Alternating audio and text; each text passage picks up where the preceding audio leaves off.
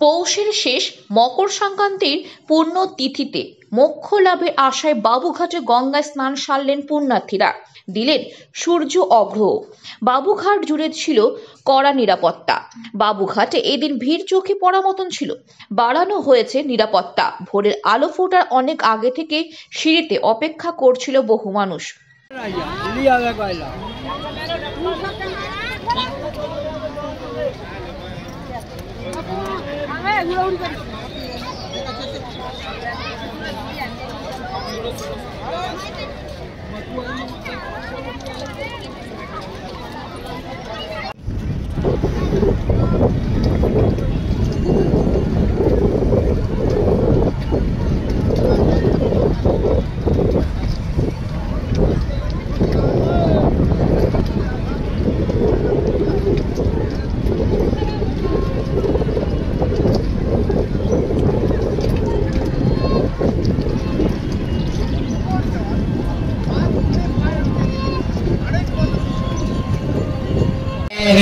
आप अपने सामानों को ध्यान से रखें।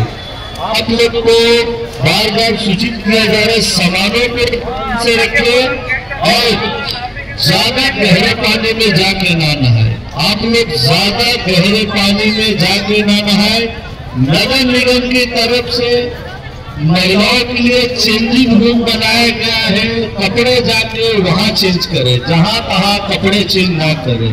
आए हुए सभी दर्शनार्थियों का हार्दिक स्वागत करता है कलकत्ता पुलिस, कलकत्ता नगर निगम।